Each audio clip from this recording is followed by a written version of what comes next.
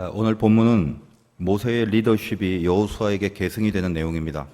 성경은 늘 구원이라는 걸 말하고 있죠. 인생을 어떻게 살 것인가라는 것이 모든 사람들의 초미의 관심거리이지만 그 인생을 풀어갈 때 적어도 하나님의 자녀들은 이 구원이라는 단어를 절대로 잊지 않고 풀어가야 된다는 것입니다. 때로는 우리가 닥친 문제와 고난을 어떻게 해결할까라는 그 해법에만 집중하는 경우가 있어요. 어려운 일 당할 때 이건 과연 어떤 방법을 사용할까? 힘든 일 당할 때 이건 어떤 방법으로 극복할까? 물론 그것들이 우리에게 다 필요합니다. 그러나 예수 안에 살면서부터 우리 인생의 모든 해법은 절대로 구원이라는 문제, 구원 때문에 시작되고 구원을 향하여 나아가는 인생이 되어버렸기 때문에 이 구원이라는 문제를 빼고 다른 방법으로 어떤 해법을 강구할 수도 없고 또 강구해서도 안 된다는 것입니다. 하나님은 이스라엘을 대표적 민족으로 들어서 출애굽이란 대장정의 역사 속에서 구원받은 인생이 어떤 것이 돼야 되는 것을 낱낱이 계시하고 있고, 그래서 그 안에는 수많은 메시지들이 있습니다. 따라서 우리가 성경을 읽을 때도 마찬가지, 늘 구원, 잊지 말아야 될 단어 구원, 이 구원이란 코드를 항상 가슴에 두고 읽어야 마땅한다는 것입니다. 물론 이스라엘의 역사서입니다, 성경은. 그러나 보통 우리가 알고 있는 역사서는 히스토리, 다시 말해서 객관적인 팩트 자체를 쭉 시대 순으로 나열한 그런 역사가 아니라 전문 용어로 이 성경의 역사를 게슈시테라고 그러는데, 이것은 의미와 뜻, 하나님께서 뭔가 전달할 의미와 뜻이 있는 것을 나열한 그런 역사서로서 성경은 우리들에게 등장합니다. 따라서 읽을 때마다 이게 한 나라에 이런 사건이 있었다가 중요한 게 아니라 이런 사건들을 왜 이 성경 속에서 소개하고 이것을 통하여 하나님의 뜻과 의미를 어떻게 발견해야 되는가를, 이 모든 것의 중심에 구원이 있기 때문에 항상 구원과 관련돼서 그 하나님의 의미를 읽어보는 연습, 훈련, 이런 것들이 좀 돼야 될 필요가 있다는 것입니다. 우리 오늘도 맥주 감사절이라고 해서 앞에서 이렇게 갖다 냈죠. 항상 헌금 낼 때마다 늘 생각하는 게 좀 앉아서 편안하게 내면 되는데 굳이 이렇게 복잡하게 시간 낭비해가면서 이렇게 뚫고 들어와서 내야 되나, 뭐 이러면 더 헌금이 더 많이 거치나, 뭐 저희 교회는 그런 것 같지는 않습니다. 어떻게 하든 뭐 더 많이 걷거나 이런 건 아닌데, 중요한 거는 나오는 발걸음 속에 의미를 담으라는 거거든요. 추수감사절도 그렇고 성탄절도 그렇고 그냥 줄 서서 이렇게 왜 이렇게 줄이 많아 이런 생각하지 마시고 걸어 나오면서 내는 동안 특별한 절기 헌금이니까 의미를 가져라 이거예요. 이 이스라엘 전체의 역사를 보면 절기라는 것도 굉장히 중요합니다. 홍해바다를 건너서 광야 생활을 하고 가나안 땅으로 들어가는 전 과정을 구원으로 봤을 때 이 홍해바다를 건너게 되는 결정적 계기가 유월절에 있었죠. 그래서 성경에서 유월절, 무교절, 이건 다 같은 말인데, 처음 구원을 얻게 되는 십자가의 사건, 예수 그리스도의 보혈의 공로, 이거를 의미하기 위하여 유월절이 있고, 그 유월절을 통해서 홍해바다를 건너면 광야 생활을 합니다. 이 광야 생활도 굉장히 중요하죠. 그래서 이스라엘 백성들의 3대 절기 중엔 이 유월절과 광야 생활을 기념하기 위하여 장막절 혹은 이 초막절, 이런 절기가 있습니다. 또 같은 말이에요. 그러니까 잘 살다가 그 옛날 우리 조상들이 광야 생활한 것을 한번 추억해보자. 그게 굉장히 중요한 의미니까. 그러니까 자기 집 놔두고 이 장막절에는 가족들이 나와서 텐트를 치고 한번 생활을 해보는 그런 절기예요. 이것은 구원 전체 과정 가운데 광야에 해당되는 절기죠. 그리고 나서 광야가 끝나고 나서 드디어 그 모든 신앙의 하나의 열매로서 가나안이 주어집니다. 이 가나안이라는 것은 하나의 열매고, 신약 시대로 본다면 성령의 강림을 통하여 교회라는 열매가 생겨진 것이죠. 그럼 신약 시대 때 이 교회의 성령의 강림은 오순절 날 있었지 않습니까? 그래서 3대 절기 중에 하나는 오순절, 오는 5고 수는 10이고, 그리고 이 오순절을 77절 혹은 맥추절이라고 합니다. 농경 문화의 경지에서 본다면 첫 보리 수확, 그 수확도 열매니까요. 그리고 77이라는 것은 완전수 7과 7을 곱해서 49가 되기 때문에 77절이고, 이 49를 기념하기 위해 그 다음 50이 오순절이 되는 거예요. 이거는 교회에 하나님께서 열매를 허락하신 6월절 이후 50일이 되는 십자가의 사건 이후 그 십자가의 은혜로 우리들에게 주어진 열매, 그것이 신약에서는 교회요, 또 지금 구약으로 말하는 것은 우리에게 주시는 곡식이나 우리에게 수확된 열매, 이런 걸 의미하는 것입니다. 그래서 이런 전체 절기, 이렇게 이제 푸는 것도 여러분은 처음 들으셨겠지만 성경은 끊임없이 구원이라는 코드로 모든 것들이 되어 있다는 사실을 알고, 오늘도 여러분이 드린 맥추절 속에 사실 오늘 같은 날은 참 의미가 있죠. 7월 첫째 주를 보통 맥추절로 잡는데 우리는 더군다나 12일 동안 빡시게 특세를 해서 하나의 기도의 열매를 하나님 앞에 고백하는 그런 자리도 되고, 이제 다시는 내 인생의 터닝 포인트가 돼서 거꾸로 안 가겠습니다, 빗나가지 않겠습니다, 이런 어떤 그 결실과 수확을 하나님 앞에 감사하는 마음으로 드리는 그런 것도 되고요. 그래서 뭐 나중에 우리 헌금 시간에 또 있으니까 나 그러면 앞에 갖다 내야 될 건데 못 내는데 하시는 분은 그 마음 품으면서 다시 헌금을 하시면 됩니다. 어쨌든 그래요. 구원이란 코드를 떠나서 성경의 모든 것들은 만약 구원이란 코드를 잃어버리면 전부 다 난제들, 해석이 안 되는 것들 투성이라는 것이죠. 또 해석이라는 것이 인간이 하기 때문에 참 가지각색이고 이게 틀리는지 맞는지도 모를 때가 굉장히 많다는 것입니다. 오늘 이 본문 가운데 모세가 여호수아에게 바톤을 인수인계하는 이유는 모세는 더 이상 가나안에 못 들어가기 때문입니다. 그리고 모세의 사명이 이제 끝나고 여호수아가 그 다음 리더로 등장하는데 이게 굉장히 난제예요. 왜 난제냐? 이 모세의 죽음이라는 파트입니다. 그는 120이 될 때까지 눈도 침침하지 않았고 강건했다고요. 더 오래 살 수 있고 더 가나안 땅에 들어가서 훨씬 더 오래 리더로서 섬길 수 있었는데 죽었단 말이죠. 죽었다기보다도 못 들어갔다는 말이죠. 근데 모세가 자진해서 안 들어간 게 아니라 하나님이 모세를 못 들어가게 했어요. 그러니까 이게 난제입니다. 왜 가나안에 허락하지 못했나? 왜 모세로 하여금 들어가지 못하게 했냐 이 말이에요. 사실 지금까지 제가 설교를 하면서 여러 번 다루었던 부분입니다. 이 부분은. 또 저번에 그 특별 새벽기도 가운데도 또 모세를 다룰 때 한번 언급하기도 했고요. 이 모세가 가나안 땅에 들어가지 않았다라는 사실을 모세는 천국에 못 갔구나라고 해석을 하면 틀린 거다라고 말씀을 드렸습니다. 성경은 하나님이 구원이라는 걸 설명해 주시기 위하여 우리들에게 의미 있는 메시지를 준 겁니다. 여기 지금 모세의 구원, 개인의 천국과 천국이 아닌 것에 대한 문제를 다루는 게 아니라는 거예요. 다시 말해서 모세는 개인적으로는 당연히 천국을 갔죠. 우리가 알다시피 신약시대 때 그 변화산상에서 주님 곁에 있는 엘리야와 모세의 상을 보여줌으로 말미암아 모세도 하나님 곁에 있고 천국에 있다는 걸 뻔히 다 알고 있습니다. 다시 말해서 천국이라는 건 지극히 개인의 문제죠. 어떤 공동체와 집단 전체에 해당되는 게 아닙니다. 무슨 단체 관광하는 게 아니죠.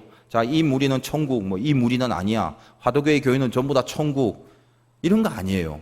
다 개인의 문제입니다. 그래서 성경은 어떻습니까? 그날에 두 사람이 밭에 있음에 두 사람이 같이 밭일을 하니까 꽤 가까운 사이겠죠. 적어도 친인척 아니겠습니까? 같은 밭을 매는데 한 사람은 데려가고 한 사람은 버려둠을 당할 것이고, 두 여자가 맷돌질을 하다가 맷돌질 같이 할 정도니까 시어머니와 며느리 정도 최소한 그렇게 안 되겠습니까? 그런데 한 사람은 데려가고 한 사람은 버려둠을 당한다. 여러분 평생 같이 사는 가족이라도, 부부지간이라도, 아니면 부모 자녀 관계라도 그게 절대로 구원이 단체로 세트로 이루어지지 않습니다. 항상 개인의 문제라는 거예요. 가나안에 들어가지 못한 사건, 모세가 가나안에 왜 못 들어갔냐라는 것은 천국에 못 들어간 것이 아니라 그 사건을 통하여 하나님이 구원이라는 게 뭔가라는 것을 분명하게 가르쳐 주고 싶은 어떤 메시지가 있더라는 것입니다. 그래서 거기에 입각하여 이 모세의 가나안에 못 들어간 문제를 풀어야 하나님이 나에게 무슨 말씀을 하시는가를 제대로 알게 되는 거죠. 지금 본문의 내용은 겉으로 읽을 때는 단순한 이 리더십의 승계를 말하고 있지만 그 안에 던져준 메시지는 반드시 구원을 잊으면 안 됩니다. 다시 말해서 모세, 여호수아, 그리고 오늘 본문의 제목이 하나님의 영, 그의 영, 예수, 이런 단어들에 이 포커스를 맞춰갖고 우리도 이 구원의 흐름이 어디에 있는지 내 구원의 흐름을 진단해보는 그런 묵상이 좀 있었으면 좋겠다라는 거예요. 그래서 여기서 잠시 제가 좀 전제해야 될 게 뭐냐 하면, 여러분들 주일에 설교를 이제 들으러 나오면 어떤 기대들이 있냐 하면, 기대 없이 나온다면 참 슬픈 일이겠지만 그래도 조금이라도 기대가 있다면 어떤 기대겠습니까? 빨리 좋은 말씀, 감명 깊은 말씀 듣고 힘이 되는 말씀을 얻어서 지금 나에게 봉착한 어려운 문제를 한 방에 날려줄 어떤 해안이 나에게 생겨지길 바라죠. 말씀을 들으면서. 특별히 초신자들, 이런 분들은 성경의 내용이 뭔지 또 기본적인 베이스가 안 돼 있다 보니까 그냥 성경적이고 영적인 어떤 내용을 듣는 거는 어렵고, 또 그런 건 별로 이렇게 가슴에 와닿지 않고 그냥 좋은 강연, 좋은 연설, 힘이 되는 어떤 스피치, 이 정도만을 기대하고 이 정도만 이해하는 수준이란 말이에요. 그래서 영적인 이야기를 하거나 이런 구원의 이야기 같은 걸 하면 이게 별로 이렇게 현실에 실존적으로 와닿지 않는다라는 가정, 그 가정을 이미 속으로 은근히 하고 있단 말이에요. 보통 초신자들이. 그래서 저는 개인적으로는 그래요. 설교, 하나님의 말씀을 선포하지 말고 차라리 강연을 해라 그러면 굉장히 신나게 할 것 같아요. 재밌고 좋게. 왜냐하면 그거는 재료도 많고 준비할 것도 많고 영적인 몸부림이 필요 없죠. 그냥 좋은 거 준비해서 감동을 주려고 어떻게 웃길까? 어떻게 울릴까? 뭐 어떻게 좀 충격을 줄까? 어떻게 자극을 줄까? 준비하는 대로 그냥 쉽게 하면 된단 말이죠. 그게 중요하다는 거죠. 그냥 강의와 연설을. 예전에 이제 제가 좀 우스갯소리로 인기 절찬의 강사의 역할을 했던 적이 있습니다. 목사 되기 전에 학원에서. 저한테 배우려면 예약을 하게 됐어요. 예약을 안 하면 못 배울 정도로 굉장히 인기가 좋았어요. 이유는 뭐냐? 뭐 내가 실력이 많냐? 그렇지 않습니다. 제가 잘하는 게 뭐냐면요. 그거는 듣는 사람들이 중요한 거예요. 모든 연설과 강의와 이런 것들은 자기가 얼마나 많이 아느냐도 물론 기본이겠습니다만 내가 아는 것을 저 사람의 수준에서 이해를 시켜야 되는 거죠. 그래서 뭘 고민해야 되냐면 듣는 사람이 뭘 어려워하느냐, 듣는 사람이 왜 이해를 못하느냐 이런 것을 충분히 고려해서 그거에 집중하여 강의를 해야 된다는 말이죠. 제가 그런 걸 좀 잘한 것 같아요. 그래서 독보적인 교재를 만들고 이 교재는 이제 시중에 없는 제가 만든 교재죠. 어떻게 해서 만들어졌냐? 항상 듣는 사람 입장에서 생각을 하는 것입니다. 그래서 고시 공부를 하는 어른들도 가르치고 뭐 입시하는 그런 학생들도 가르쳤지만은 그런 부분에서 굉장히 성공을 한 것 같다라는 거죠. 재밌고 별로 그렇게 어렵지 않아요. 충분히 생각만 하면 돼요. 근데 제가 왜 이런 말씀을 드리냐 하면 하나님의 말씀의 선포는 이 클래스가 차원이 달라요. 이거는 뭐가 중요하냐면 청중을 생각하는 문제도 분명히 있겠지만 90% 이상은 나에게 하나님께서 하시는 말씀을 받아야 되는 거예요. 그러니까 이 말씀을 상대방이 청중들이 알아듣든 믿음으로 아멘 하든 이런 건 두 번째 문제예요. 항상 성경에 나오는 선지자, 예언자, 이 프로핏이라는 것은 하나님이 주신 말씀을 품을 때 비로소 그 역할과 사명을 감당하게 되는 것입니다. 이게 어려워요. 이게 제일 힘들다는 거죠. 그러니까 이 작업을 하기 위해서 여러 가지 몸부림들이 필요하다는 것입니다. 가끔 어떤 영감을 주실 때가 있어요. 오늘도 12일 동안 열심히 새벽기도 하고 막 몸이 피곤해 죽겠는데 자 힘내세요 뭐 내지는 좋은 말씀을 이렇게 하면 되는데 하나님이 이 파트를 구원에 복잡하고 깊은 얘기를 하시니까 가슴이 덜컥 내려앉는 거죠. 또 기도합니다. 아 이거 안 하면 안 돼요. 또 기도합니다. 또 안 하면 안 돼요. 근데 받은 말씀 저에게 적어도 오는 감동이 그거기 때문에 이걸 붙잡고 더 이상 포기가 안 되죠. 해라 하니까 그러면 이제 아유 모르겠다. 나머지는 주님이 알아서 하시겠지. 이제 그런 마음으로 나는 그냥 전하기만 할 테니 주님은 그 다음에 알아서 하세요. 이런 마음입니다. 그리고 그래도 좀 불안하죠. 과연 듣는 자들에게 특별히 또 초신자나 이 영적 깊이가 없는 사람들은 이게 얼마나 힘들까 부담되고 뭐 이런 생각도 들고요. 그러나 늘 그때마다 저에게 위로가 되는 말씀은 주님도 귀 있는 자는 들을지어다. 그러니까 이게 무슨 말입니까? 주님도 설교하실 때 다 아멘하지 않았다는 거예요. 자, 귀 있는 자만 쫑긋 해라. 제가 뭐라고 주님도 그러는데 제가 뭐라고 그렇게 욕심을 내고 다 아멘하고 다 막 은혜 받을 수 있도록 이걸 왜 제가 기대를 하겠습니까? 마음을 딱 비우고 전하라는 것을 분명히 받는 게 중요한 거예요. 전하라는 걸 분명히 받고 그 다음에 전하면 하나님께서 알아서 하시겠다. 이런 믿음이 있습니다. 근데 또 통계적으로 보면 신기한 게 제가 강의를 하거나 뭐 웅변이나 강연 같은 걸 할 때는 그 듣는 사람들이 여기서 감명을 얻을 거다라는 포인트가 예외 없이 있어요. 내가 생각한 그대로예요. 근데 참 희한해요. 하나님의 말씀은 일단 청중보다는 하나님을 먼저 생각해야 되기 때문에 말씀을 전하고 나서 그 뒤에 이렇게 피드백을 해보면 제 생각과 달라요. 저는 그 부분이 은혜가 되고 저는 그 부분이 중요하다고 생각했는데 듣고 은혜 받는 사람은 이상하게 엉뚱한 거 듣고 막 은혜 받았다고 그러고 그냥 살짝 스치는 그냥 그런 말을 해버린 준비도 안 되는 말을 해버린데 훨씬 더 어떤 결단이 있다라는 그런 부분도 나오고 쭉 지금까지 해보니까 그래요. 아 이게 정말 중요한 차이구나. 다시 말해서 말씀을 선포할 때는 하나님이 따로 역사하는 부분이 많구나 이런 생각을 하게 되더라는 것입니다. 그때마다 제 마음속에 그래요. 그러므로 전하라는 말씀을 분명히 받드는 게 중요하다.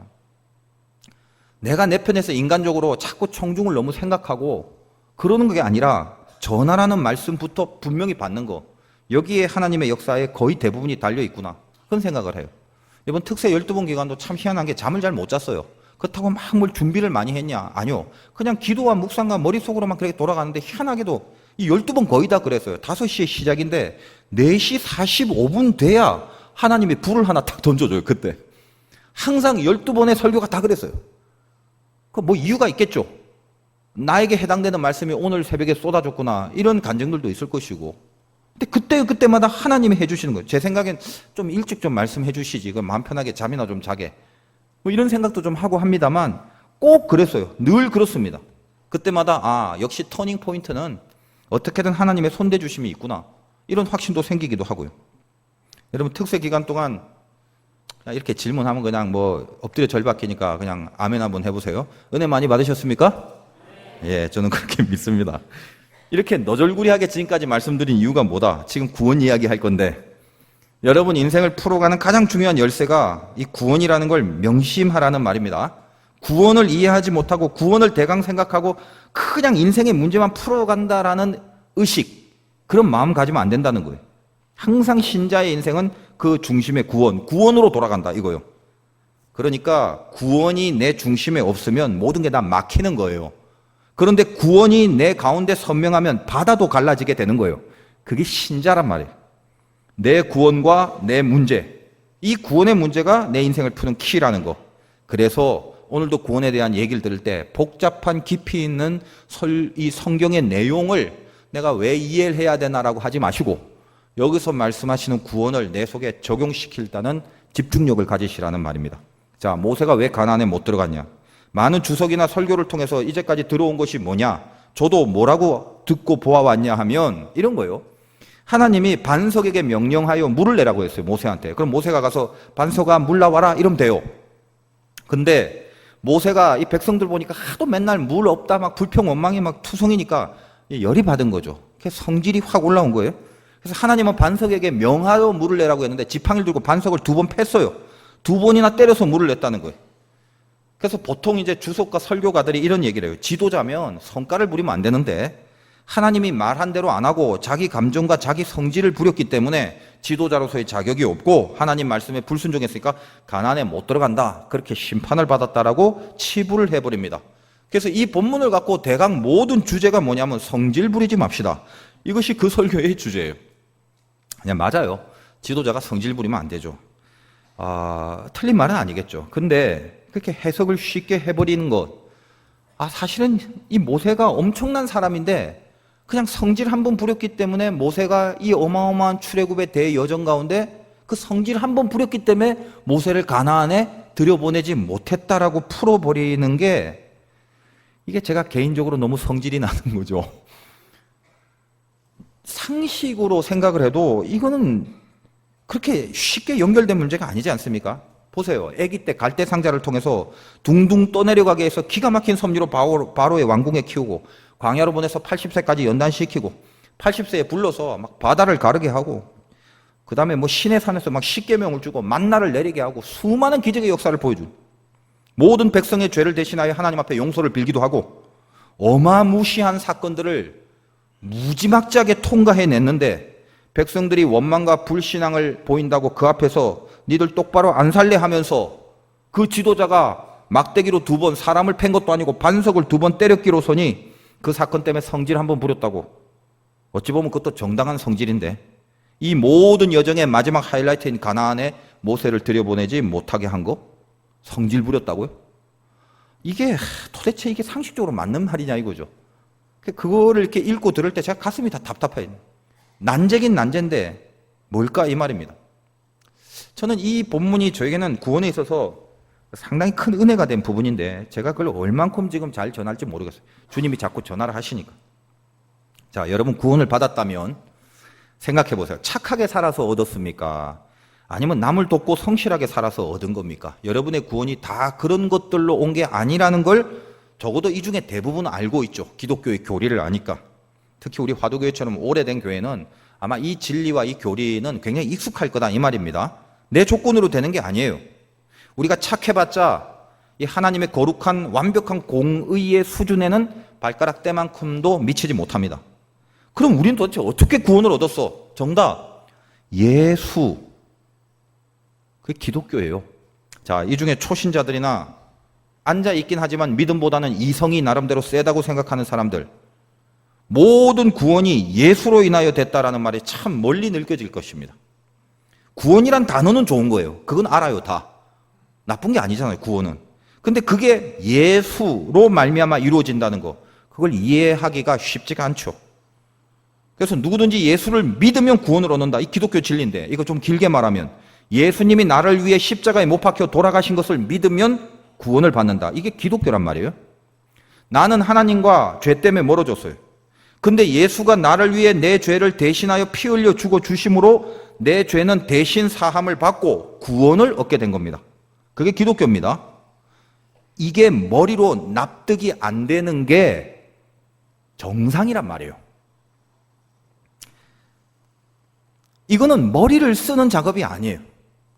이 믿음과 이 고백은 납득이 돼서 끄떡거려지는 게 아닙니다. 그래서 여기 초신자나 이성이 강한 사람들이 도대체 구원이 예수다란 말이 이게 자꾸 나오고 멀리어져 느껴지는 거는 일단 머리 큐가 정상이란 말이에요.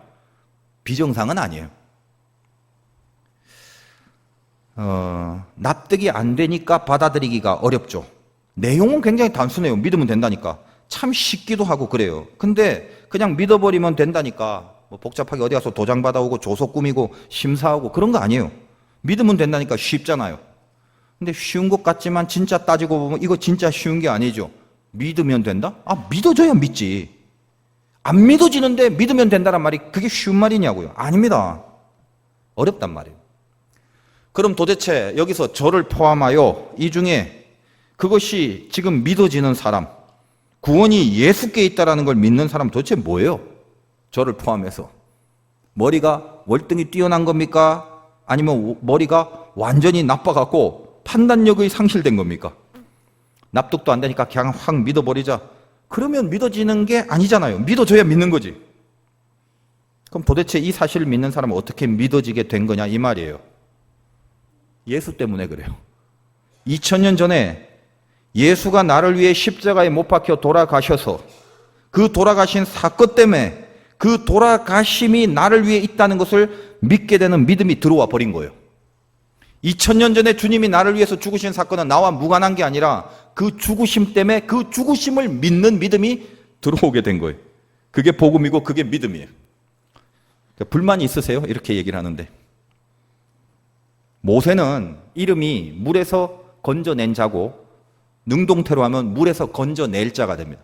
그래서 모세라는 한 개인의 사명이 그거예요. 나도 건져 올림을 받았듯이 내가 사명자로 쓰면 남들을 건져 올리는 거예요. 그게 모세입니다. 그런데 이 모세가 결국 이 모세라는 이름 속에도 구원이라는 게 들어가 있는데 오늘 등장하는 바톤을 인수인계한 여호수아는 원래 이름이 여호수아가 아니라 호세아였다는 걸 아십니까?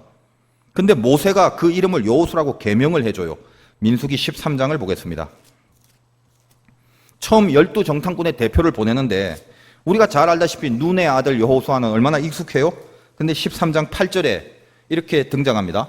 에브라임 지파에서는 눈의 아들 누구요? 호세아요. 이름이 원래 호세였단 말이에요.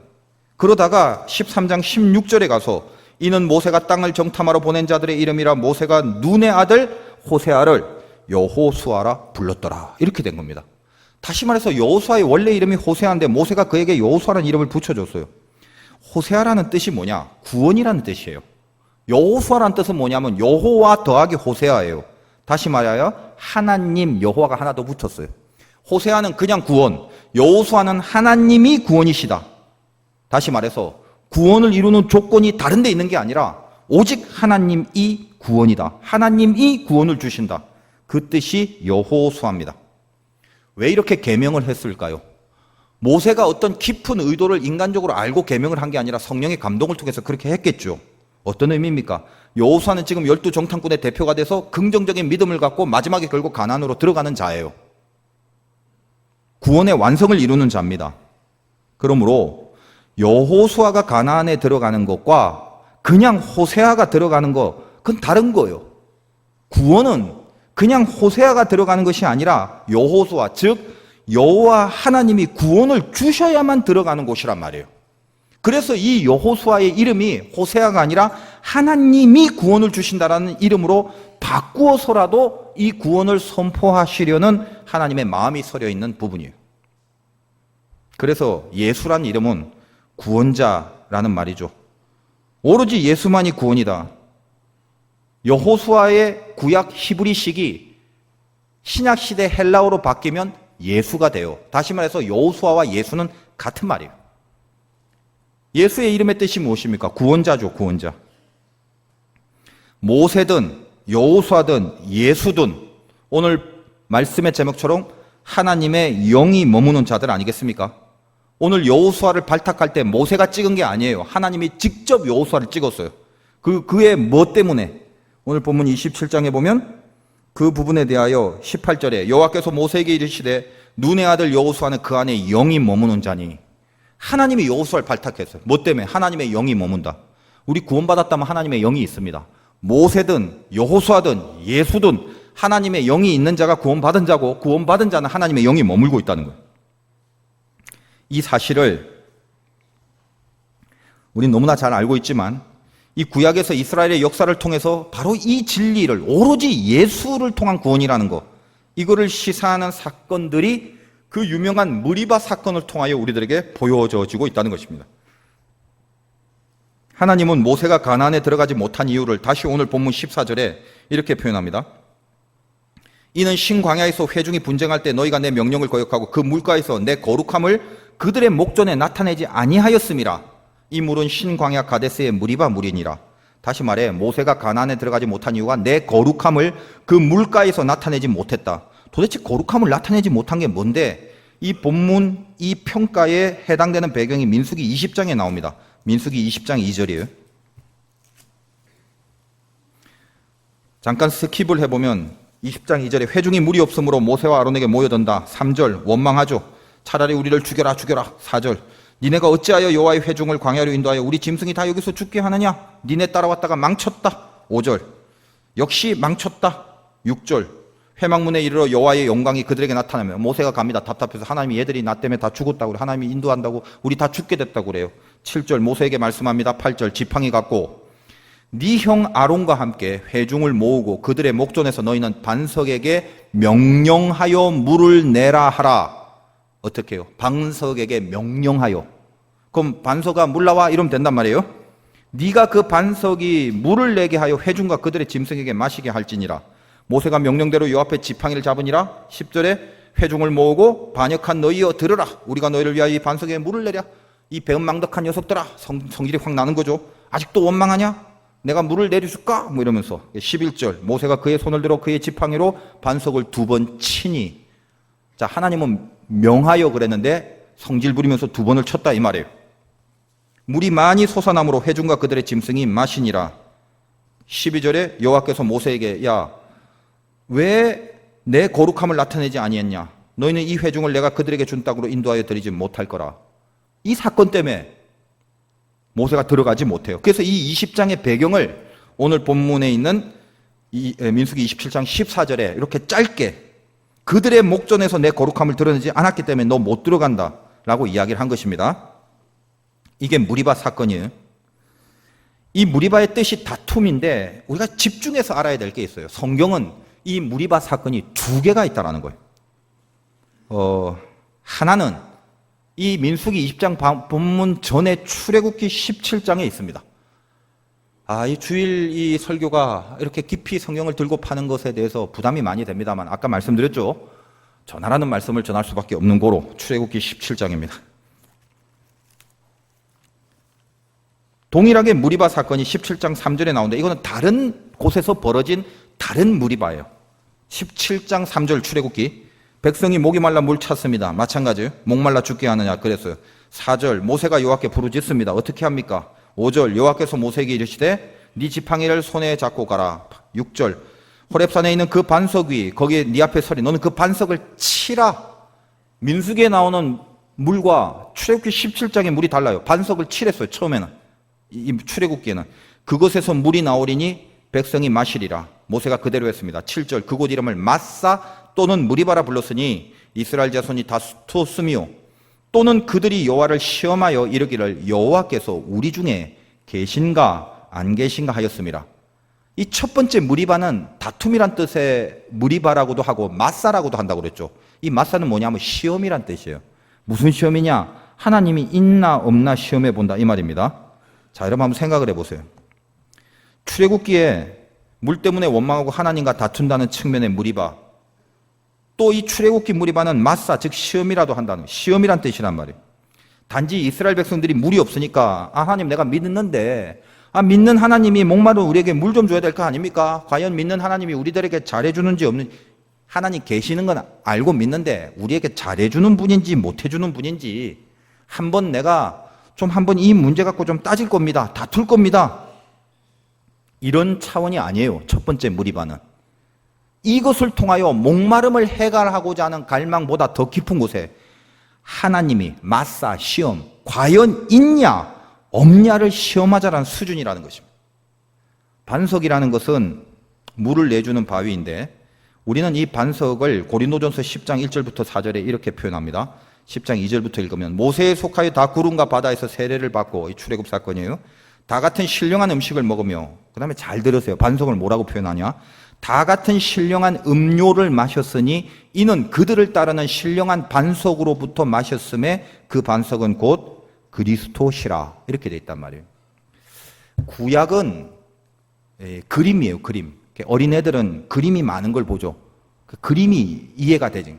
그러나 그림은 복잡한 설명은 못해요. 신약은 해설이에요. 여러분 아주 피카소가 그린 게르니카 같은 명품 같은 거 보면 이게 명작이라고 하는데 이 그림의 문외한 저는요, 그 아무리 봐도 무슨 유치원생들이 발로 그린 것 같아요. 왜? 저는 모르니까. 저걸 뭘 잘 그렸다고 하나 이런단 말이죠. 근데 그게 어떤 걸 의미하고 당시 배경이 뭔가를 이렇게 세세하게 밑에 설명해 놓은 걸 읽으면 이렇게 되는 거예요. 구약은 그림과 같아요. 여기에 대한 설명을 자세하게 신약이 했기 때문에 구약과 신약은 늘 같이 붙어 다녀야 되는 거죠. 그래서 지금 구약만 경전으로 삼는 세상에 많은 종교들이 있는데 얼마나 한쪽이 비어 있는지 깨달아야 되는 거예요. 반석의 사건을 그림으로 보여주고 이게 그리스도라고 풀어주는 신약의 해석을 같이 붙일 줄 알아야 됩니다. 오늘 우리가 이 반석을 친다는 개념을 다시 한번 보세요. 하나님이 있냐 없냐도 모르는, 하나님이 존재하냐 존재하지 않냐라도 헷갈려하는 그 정도 수준의 백성들에게 이 반석을 쳤습니다. 그래서 물을 줬단 말이죠. 핵심이 이런 거예요. 예수 그리스도라는 반석을 쳤어요. 다시 말해서 예수로 인하여 구원의 생수가 흐른다는 말이고 예수로 인하여 반석에서 나오는 물로 목말라 죽지 않게 한다는 것입니다. 처음 수준의 이스라엘, 반석을 치라는 건 그리스도의 십자가의 사건을 말해요. 한 번 쳐요. 딱 한 번. 유일회적인 사건. 이 십자가의 한 번의 사건을 통하여 백성들이 은혜를 받습니다. 동시에 하나님이 있냐 없냐도 모르는, 그것도 헷갈리는 믿음 없는 수준의 백성들에게 믿음이라는 것을 심어주는 십자가의 은혜. 아까 말씀드렸죠. 이 중에는 거의 다 믿겠지만, 아니 도대체 나를 위하여 주님이 돌아가신다는 걸 내가 납득이 돼. 그게 어떻게 믿겨져? 근데 믿고 있어요. 저는. 여러분들도 신기하죠? 왜? 반석을 쳤기 때문에 그래요.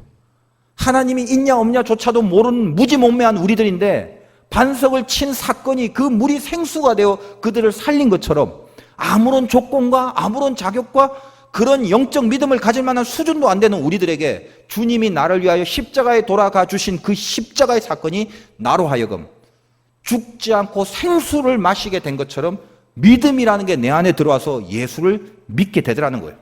이게 복음이란 말이에요. 한 번만 치면 됩니다. 십자가의 딱 한 번의 사건이 모든 것을 다 이루었다는 거예요.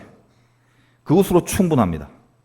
하나님의 살아계심을 믿게 하는 유일한 방법, 하나님이 있냐 없냐를 따질 정도의 그 어리숙한 자들에게 십자가의 은혜 그거 하나로 전부 다 믿음을 갖게 돼요. 전부 다 생수가 흘러 넘쳤다라는 거예요. 예수님이 우리를 위해 십자가에 달려 돌아가신 그것이 나에게 주는 효과가 그거예요. 반석을 쳐서 물이 나온 곳으로 목마른 사람들, 즉 하나님이 있냐 없냐라고 따지는 그 믿음 없는 사람들까지도 그 물을 다 마셨잖아요. 예수님이 나를 위해 죽으신 사건, 그것이 있냐 없냐조차도 모르는 나에게, 그리고 지금 믿고 있는 여러분들에게 하나님을 믿는 믿음을 주는 유일한 이유였다는 것입니다. 주님이 나를 위하여 죽으신 그 사건이 없다면요, 여러분들 눈앞에서 홍해가 갈라져도 다 우연이라고 생각하고 무슨 쓰나미가 불었다라고 생각하지, 십자가가 나를 위해 세워졌다는 것을 믿지 못하고 그 사건이 없다면 절대로 나에게 벌어지는 일들을 하나님의 섭리며 하나님이 살아계셔서 이렇게 됐다라는 믿음은 안 생긴단 말이에요. 홍해 바다가 갈라지는 게 아니라 하늘이 갈라지고 땅이 갈라져도 절대로 하나님을 향한 믿음이 안 생긴단 말이에요. 근데 우리는 신기하게 머리가 나빠서가 아니라 무슨 작은 스치는 일조차도 여기에 하나님의 어떤 섭리가 있을 거다라는 그 신비한 느낌이 있는 이유가 뭐냐? 이성이 바각하여가 아니라, 지능이 낮아서가 아니라 하나님이 나를 위하여 돌아가 주신 십자가의 사건 때문에 가능해진 믿음이단 말이에요. 저는 이게 얼마나 큰 힘이 되는지 몰라요. 여러분은 모르겠어요. 근데 저는 적어도 그래요.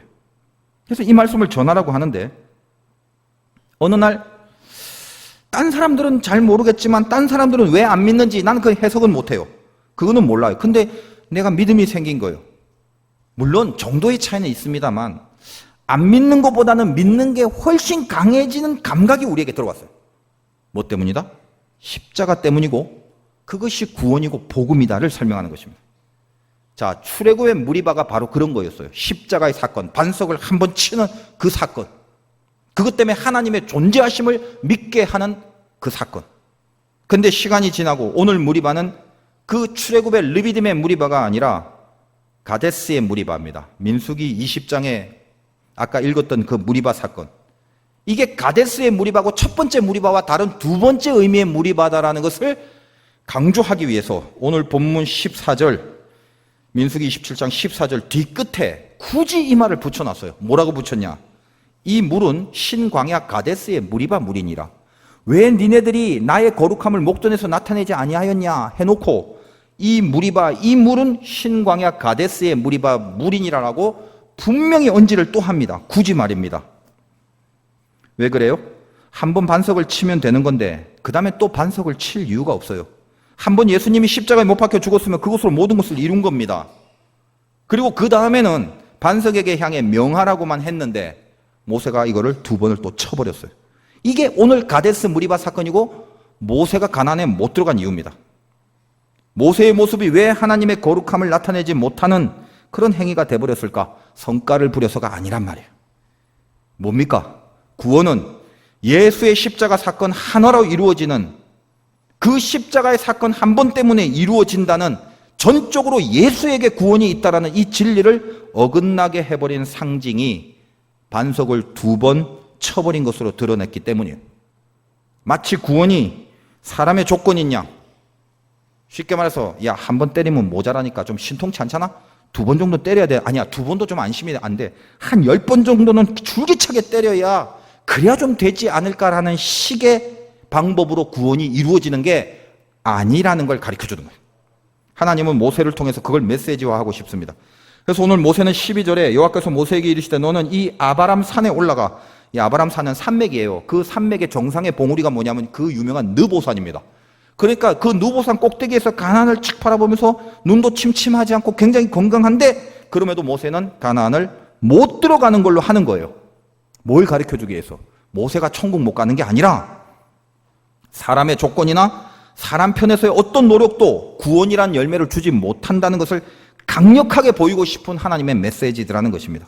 그래서 이제 자기가 아니라 그 가나안 땅에 들어갈 여호수아도, 호세아, 그냥 구원이라는 이름에서 여호수아, 하나님만이 구원이시다 라는 의미로 바꾸어야 가나안에 들어가는 것을 상징화시키는 그 목표로 이름을 바꿔준 것입니다. 자, 끝. 이제 아니 목사님이 참 그렇게 열심히 설교를 하셨는데 그걸 알고 구원을 받거나 그걸 모르고 구원을 받거나 뭔 차이인데? 아, 모르고 구원 얻으면 어때? 모세가 그랬든 말든 반석을 두 번 치든 세 번 치든 뭔 차이인데? 알고 받는 것과 모르고 받는 게 뭔 차이냐 이 말이에요. 결론 하나요. 구원을 예수로 인한 것임을 알고 오직 예수로 인하여 나의 구원이 이루어졌다는 것을 알고 가는 사람은 포기하지 않습니다. 근데 예수로만 구원이 가능하다는 걸 온전히 못 믿는 사람은 가다가 포기합니다. 그게 결론이에요. 이단들 중에 흉측한 이단들이 있어요. 세력이 크고 악 영향을 막 엄청나게 발휘하는 위협하는 세력들. 역사 이래로 이제 이단들은 늘 그렇게 위협이 되어 왔습니다. 근데 이 큰 이단들 공통점이 있어요. 흉측한 이단들. 아주 간단해요. 예수로만 구원 얻는다는 이거를 부인합니다. 전부 다. 우리는 이단에 안 빠지려면 뭐 성경의 고급한 지식, 막 성경의 엄청난 내용을 알아갖고 이단하고 막 열변적인 논쟁을 해도 막 내가 이길 정도의 자료가 있어야 될 것 같고, 그렇죠. 근데 의외로 가장 밑바닥에 뭐가 있냐면 구원은 예수로만 이루어진다에 대한 확신이 있냐 없냐의 싸움으로 이단이 되냐 안 되냐, 이단으로 넘어가냐 안 넘어가냐가 갈려지더라는 것입니다. 교주가 또 다른 메시아가 됩니다. 늘 또 다른 예수가 됩니다. 다른 구세주가 또 와요. 그게 나다, 내가 예수다, 내가 구세주다, 이렇게 논리를 전개합니다.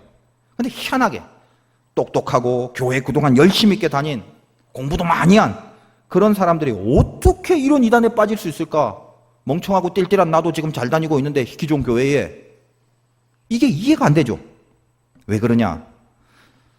정답은 그동안 믿음 생활하면서 이 기본적인 예수로만의 구원에 대한 진리를 온전히 밑바닥에서 붙들고 있지 않았기 때문이에요. 그래서 제가 말씀드려요. 구원은 뭐다? 인생의 키입니다. 아무리 똑똑하고 공부 많이 하고 날고 기는 사람도 이 구원 진리, 이 키를 중심에 온전히 붙잡지 못하는 바람에 인생 빗나가고 뭐 이단으로 빠지고 수습도 못하는 빗나간 인생이 돼버리거든요. 뭐예요? 이유가 예수만이, 오직 예수만이 구원입니다. 이 외침이 없어서란 말이죠. 이단들도 두 개로 나눠요. 이단들도 이방인과 유대인으로 나눠요. 기존 교회 안 다니고 생짜로 온 사람들, 이단으로 바로 들어온 사람들, 그걸 이방인이라고 그래요. 기존 교회 잘 다니다가 온 사람들은 유대인이라고 그래요. 이단들도 그렇게 얘기해요. 근데 이제 오래된 신자들 한번 보세요.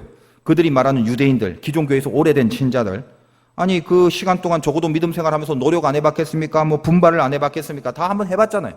죄 안 지으려고 막 노력도 하고 결단도 하고 은혜 받아 뜨거움도 체험하고 교회에서 헌신하고 봉사하고 그런 적이 많은 사람들, 다 유대인들이에요. 근데 왜 이단을 가? 그런 사람들이 뭐 이방인이야 철없이 왔다 쳐. 근데 왜 그동안 평소에 교회에서 나름대로 잘하려고 했던 사람들이 왜 이단으로 오냐 이 말이에요. 절망과 낙담이 들기 때문에 그래요. 왜?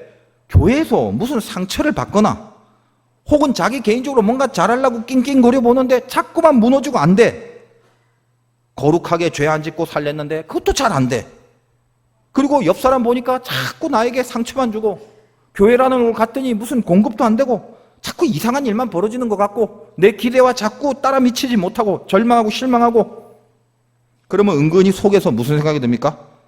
나 혼자도 추스리지 못하고 둘러봐도 이상하게 나에게 자극이 되고 공격이 되고 속에서 뭔가 가짜 같죠. 나 혹시 가짜가 아니야 라고 생각하는 순간, 여러분 진짜는 뭐 때문에 되는 거라고요? 주님 때문에 되는 건데, 내가 가짜라고 생각을 하는 거는 그건 뭐냐면 주님을 생각하지 않는 거예요. 자꾸 나를 생각하는, 내 수준, 내 판단, 내 실력. 양심의 가책과 신앙의 가책을 받는 건 훌륭한 겁니다만 가짜가 아닌가로 전락하면 안 되죠. 근데 가짜라고 생각되는 순간 점점 미혹이 생겨. 미혹이라는 건 틀린 걸 맞게 생각하거나 맞는 걸 틀리게 생각하는 스스로의 착각인데, 교회도 가짜같이 보여요. 주변에 보니까 사람들도 가짜같이 보여요. 목사도 가짜같이 보이고 집사도 가짜같이 보이고 다 가짜같이 여겨지는 거예요. 그러면 결국 뭐예요? 예수만으로 받는 이 구원의 삶을, 그 믿음의 삶을 포기하면서 깊은 심리에 예수 말고 대신에 뭔가 다른 방법으로 뭔가를 얻어보려는 마귀의 심리가 작동하게 되고, 이단을 보니까 예수 말고 플러스 알파가 있네, 거기 한번 가보자. 원래 자기가 했던 싸움을 중간에서 포기하게 되는 것이죠. 여러분, 이단에 가 있는 수많은 기존 교회에 열심을 부렸던 사람들 한번 보십시오. 중단에서 포기하지 않고 끝까지 믿음의 싸움을 잘한 사람들은 이단에 안 가요. 열심을 부리고 지 혼자 낑낑대고 잘하려고 애를 쓰다가 결국 지풀에 지가 절망하고 낙담하고 상처받은 자들, 엄청난 교회의 경력은 있는데 믿음의 선한 싸움을 끝까지 가지 못하고 자포자기해버린 사람들이 거의 다 이단으로 갑니다. 그래서 이단에 간 사람들은 기존 교회의 스펙들이 굉장히 좋아요. 뭐 이런 활동도 했고 이런 헌신도 했고 이런 기도도 했고. 근데 왜 가요? 중간에 포기한 거예요. 왜 포기해요? 가짜라고 생각되는 착각 때문에. 뭘 놓쳐서요? 예수로만 이루어지는 구원관을 상실했기 때문에.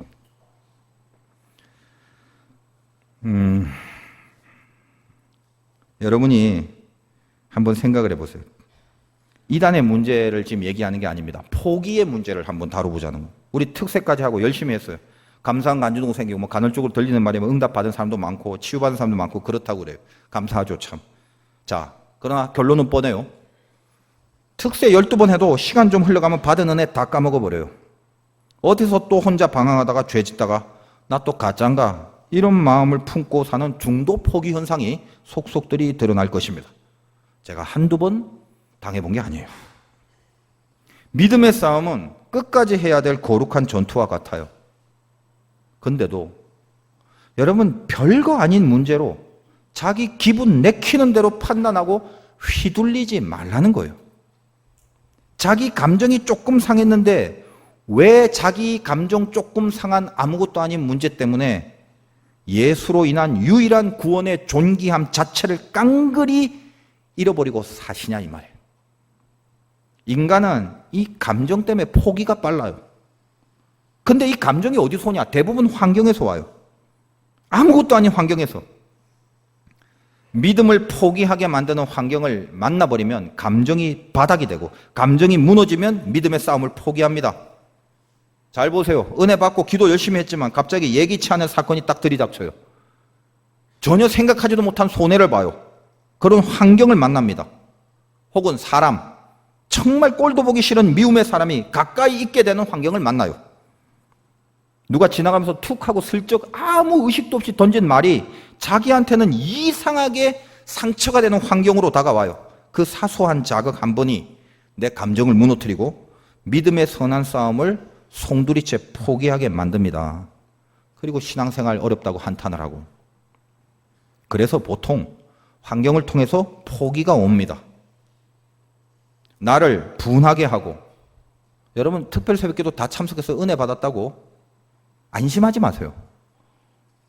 또 나를 뭔가 분하게 하고 억장이 무너지게 만들고 속상하게 하고 불쾌하게 하고 슬프게 하고 아프게 하고 억울하게 하고 그렇게 하는 모든 환경들이 나를 쉽게 감정이 무너져 포기하도록 유혹하면서 닥칩니다.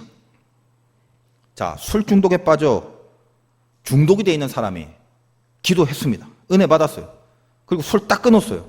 근데 그때 어떤 사람이 속을 자꾸 부글부글하게 끌어올리게 만드는 환경을 딱 만나게 되면 끊고 거룩하게 살아야 된다라는 결단을 한 그 순간이 딱 잊어져 버리고 그 결단을 포기하게 되고 그 싸움을 포기하게 되는 거죠.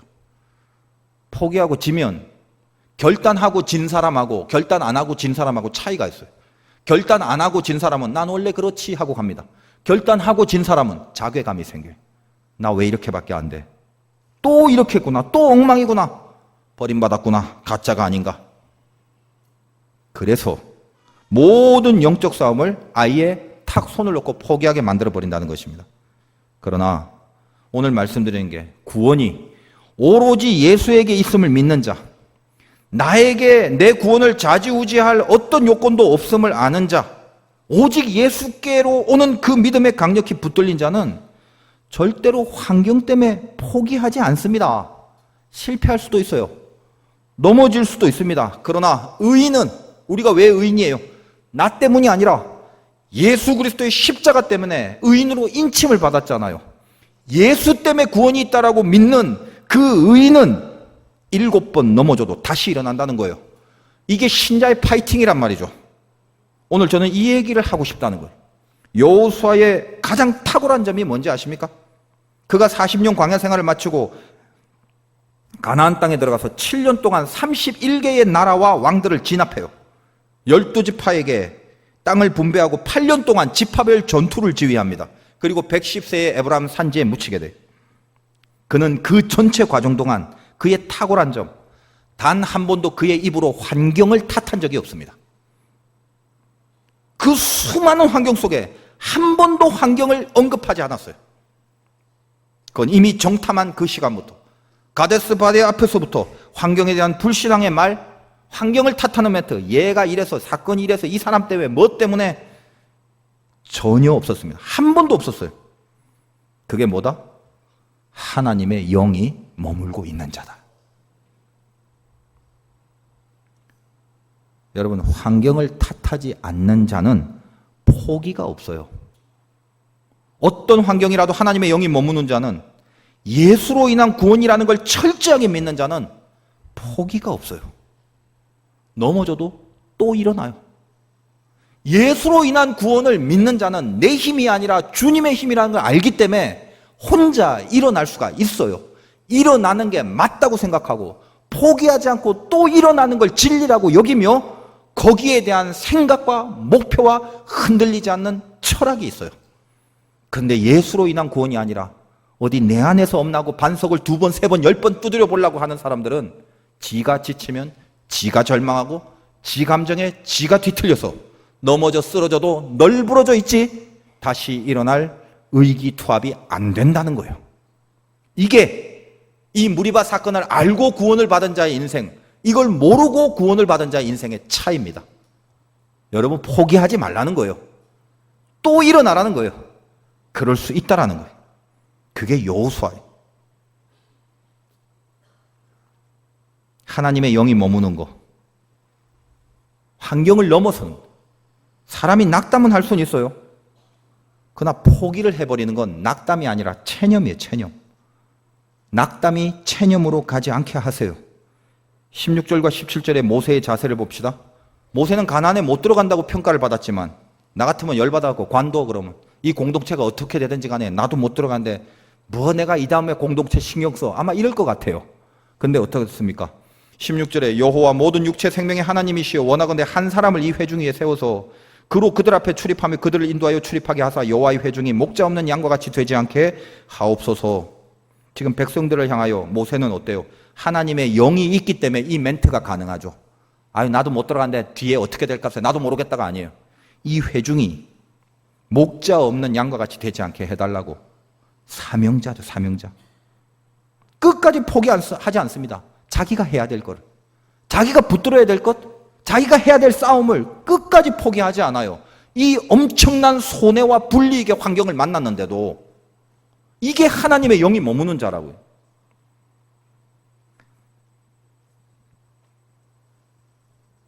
자기가 못 들어가는 이 막판의 상황 속에, 이 환경 속에도 모세의 가슴에 있는 하나님의 영을 꺾을 수가 없었습니다.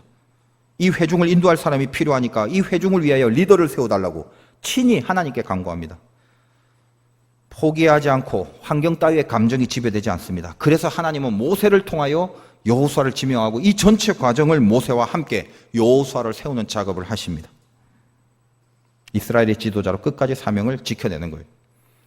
제가 군목을 제대하고 굉장히 젊은 나이에 경기도의 어떤 큰 교회에 가서 청년부를 굉장히 부흥을 시켰어요. 13명 예배 드렸던 인원을 150명을 만들어 놨고 1년 안에 그렇게 됐는데 그때 제가 부목사 시절에 우리 임강희 목사님하고 정순영 목사님이 다 거기 전도사님이었어요. 나름대로 센세이션이 됐죠. 근데 저는 그때 어려서 처음 알았어요. 아, 이게 부목사는 부흥을 시켜도 교회를 나가게 되는구나 라는 걸 그때 알았습니다. 제가 나가게 되자 전체가 흔들리게 됐어요. 파동이 일어나고 청년들이, 임원들이 와서 저와 자꾸 이야기를 하고 교회가 막 설렁거리고 있을 때 저를 찾아온 사람들을 이제 많이 돌려보내고 나름대로 기도를 했는데 지금 이제 가끔 임광희 목사님이 이런 말을 해요. 그때 목사님 했던 말이 기억에 늘 남는다고.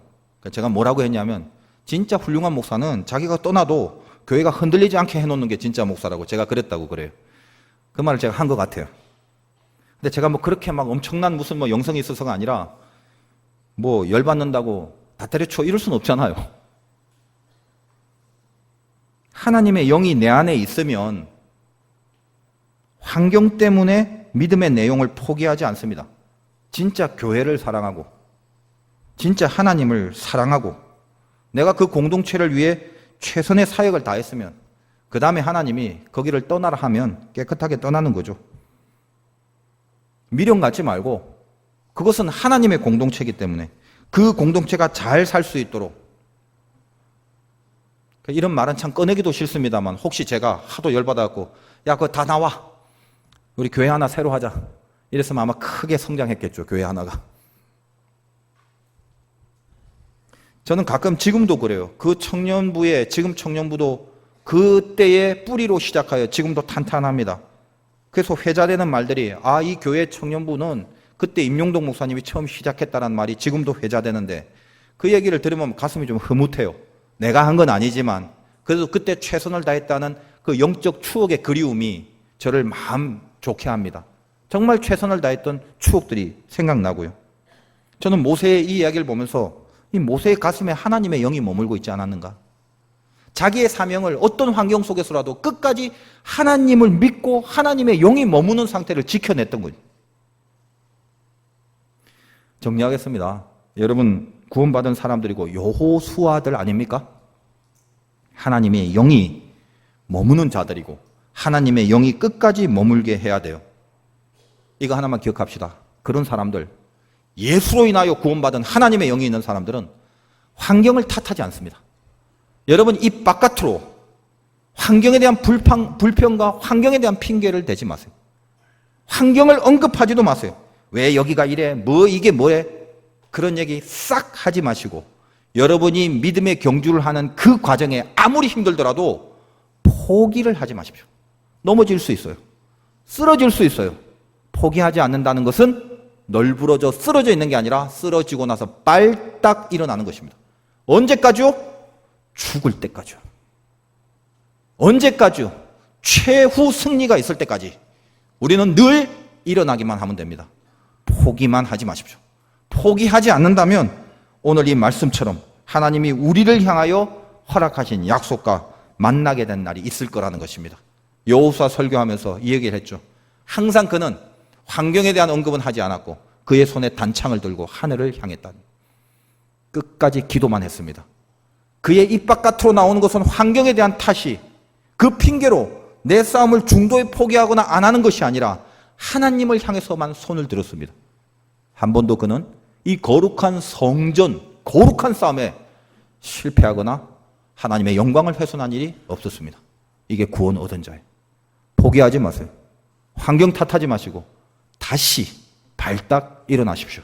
그 승리가 있으시길 주님의 이름으로 축원드립니다.